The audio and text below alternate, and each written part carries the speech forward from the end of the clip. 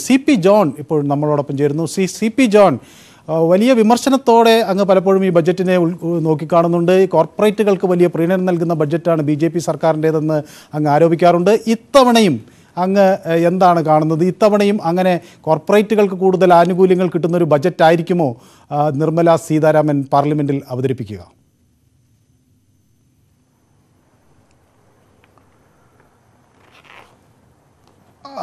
അങ്ങനെ കോർപ്പറേറ്റുകളുടെ കാര്യത്തിലേക്ക് ഞാൻ ചാടി വീഴുന്നതിന് മുൻപ് ഇന്നിപ്പോൾ ഇക്കണോമിക് റിവ്യൂ നിങ്ങളെല്ലാവരും നോക്കിയിട്ടുണ്ടാവുമെന്ന് ഞാൻ വിചാരിക്കുന്നു. അതെ, ഏതാണ്ട് 414 പേജുകളുള്ള എക്കണോമിക് റിവ്യൂ ഇന്ന് 11 മണിക്ക് ടേബിൾ ചെയ്തിട്ടുണ്ട്. അപ്പോൾ അതിൻ്റെ ഒരു ഒരു ഒരു വിഹക വീക്ഷണം എന്ന് പറയുന്നത് പോലെ നടത്തുന്നത് നന്നായിരിക്കുമെന്ന് എനിക്ക് തോന്നുന്നു. എന്തായാലും എക്കണോമിക് റിവ്യൂ ചാപ്റ്റർ 1 പറയുന്നത് the economy recovery complete, state of the economy recovery complete എന്നാണ്. അപ്പോൾ അവർ ഒരു ശുഭാപ്തി വിശ്വാസമാണ് എക്കണോമിക് റിവ്യൂവിൽ പറയുന്നത്. കാരണം ഇന്ത്യ വലിയ രാജ്യങ്ങളുടെ കൂട്ടത്തിൽ 7% വളർച്ചാ നിരക്കുള്ള ഏക വലിയ ഇക്കോണമിയാണ്. അതുപോലെ തന്നെ യുക്രൈൻ യുദ്ധം ഒരു വലിയ തിരിച്ചടിയായി എങ്കിൽ പോലും യൂറോപ്പിൽ ഭയങ്കരമായിട്ടുള്ള വാം വിൻ്ററാണ് ഇത്തവണ ഉണ്ടായത്. വലിയ വിൻ്റർ ഉണ്ടായില്ല. അപ്പോൾ അതുകൊണ്ട് നമുക്ക് വലിയ ബുദ്ധിമുട്ട് വരില്ല. അതുപോലെ തന്നെ ഇപ്പോൾ വാക്സിനേഷൻ ഏതാണ്ട് യൂണിവേഴ്സലായിട്ട് തന്നെ ഏതാണ്ടൊക്കെ ഇന്ത്യ പൂർത്തിയാക്കിയിട്ടുണ്ട്. ഇങ്ങനെയുള്ള കാരണം കൊണ്ട് 2020 പുറകോട്ട് നടന്ന നമ്മുടെ ഇക്കോണമി ഏതാണ്ട് വീണ്ടും അതിൻ്റെ മുന്നിലേക്ക് നടക്കാൻ തുടങ്ങിയിട്ടുണ്ട് എന്ന ഒരു ശുഭാപ്തി വിശ്വാസമാണ് നമ്മുടെ ഇക്കണോമിക് റിവ്യൂവിൻ്റെ ചാപ്റ്ററുകൾ മറിച്ച് നോക്കുന്ന സമയത്ത് നമുക്ക് കാണാൻ കഴിയുന്നത്. അപ്പോൾ അങ്ങനെ അത്തരം ഒരു വിശ്വാസത്തെ ഞാൻ തള്ളിക്കളയുന്നില്ല. കാരണം തീർച്ചയായിട്ടും നമുക്ക് നല്ലൊരു മുൻകാലങ്ങളെക്കാൾ ബെറ്ററായിട്ടുള്ള ഒരു സ്ഥിതി ഉണ്ടാവും. കഴിഞ്ഞ 3 വർഷം ഒരു കറുത്ത കാലഘട്ടമായിരുന്നു, ഒരു ഡാർക്ക് ഏജ് നമ്മുടെ ഇക്കോണമിയിൽ. ലോകത്തിൻ്റെ ആകെ ഇക്കോണമിയിൽ തന്നെ ഒരു ഡാർക്ക് ഏജ് ആയിരുന്നല്ലോ.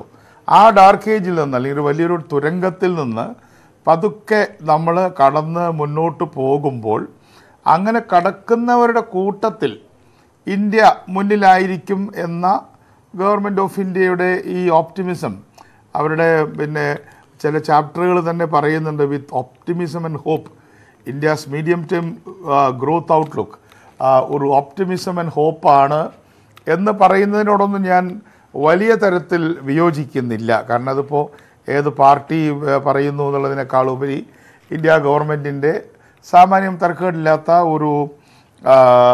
ഒരു അസസ്മെൻ്റായിട്ട് തന്നെയാണ് ഞാനതിനെ കാണാൻ ആഗ്രഹിക്കുന്നത്.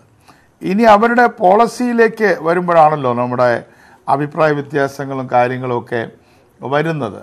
അപ്പോൾ അതിൻ്റെ കാര്യത്തിൽ നമുക്കറിയാം, മോണിറ്ററി മാനേജ്മെൻറ്റ്, അതുപോലെ തന്നെ മറ്റുള്ള ഓരോ വിഷയങ്ങളിലും അവരെടുക്കുന്ന പബ്ലിക് പോളിസി, ഫിസ്ക്കൽ പബ്ലിക് പോളിസികൾ, അത് ഓരോന്നും എന്തായിരിക്കും എന്ന് നമ്മൾ സൂക്ഷ്മ നിരീക്ഷണം നടത്തുമ്പോഴാണ് നമുക്ക് കാണാൻ പറ്റുന്നത്.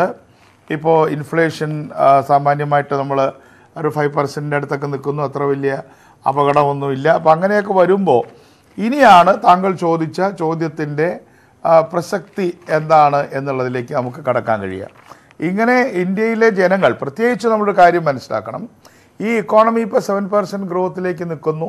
അതുപോലെ തന്നെ ഒരിക്കലും നമ്മൾ നെഗറ്റീവ് ഗ്രോത്തിലേക്ക് നമ്മൾ ഒരു വർഷം പോയി എന്നുള്ളത് ശരിയാണെങ്കിലും ആ നെഗറ്റീവ് ഗ്രോത്തിലേക്ക് ടോട്ടൽ പോകുമ്പോൾ പോലും നമ്മുടെ ആ നെഗറ്റീവ് ഗ്രോത്തിലേക്ക് പോകുന്നതിൻ്റെ അളവ് പിടിച്ചു നിർത്തിയത് അഗ്രികൾച്ചർ സെക്ടറിലുള്ള പോസിറ്റീവ് ഗ്രോത്താണ്.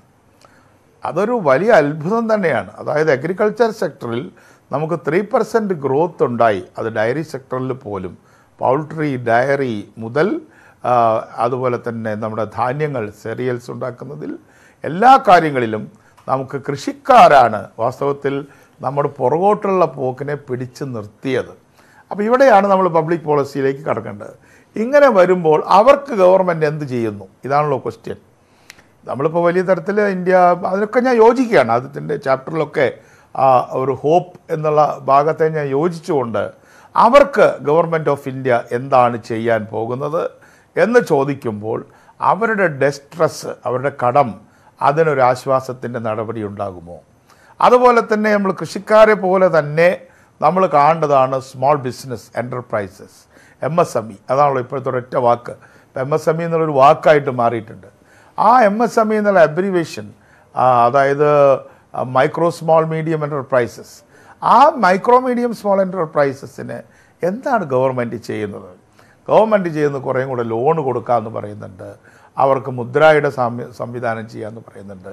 പക്ഷേ ഈ മുദ്ര എടുത്തവരും ലോൺ എടുത്തവരുമായിട്ടുള്ള എൻ്റർപ്രൈസുകൾ എന്ത് ചെയ്യണം? അതേപോലെ തന്നെ കൃഷിക്കാർ തന്നെ അവരുടെ കർഷകർ മരിച്ചുപോയി. ഇപ്പം ഞാനിതായിട്ട് മിക്സ് ചെയ്ത് പറയില്ല, ഇവിടെ നെല്ല് ഉണക്കുമ്പോഴാണ് ഒരു കർഷകൻ മരിച്ചത് ഫാൻ വെച്ചിട്ട്, ആ വീടാകെ തകർന്നു പോവുകയാണ്. അങ്ങനെയൊക്കെയുള്ള സന്ദർഭങ്ങളിൽ നമ്മുടെ കർഷകർക്കും സ്മോൾ എൻ്റർപ്രൈസസിനും എന്തെങ്കിലും മാറ്റി വെച്ചിട്ടുണ്ടോ? അല്ലെങ്കിൽ CP ജോൺ, ഞാൻ താങ്കൾക്ക് കുറെ കൂടെ സമയം തരാം.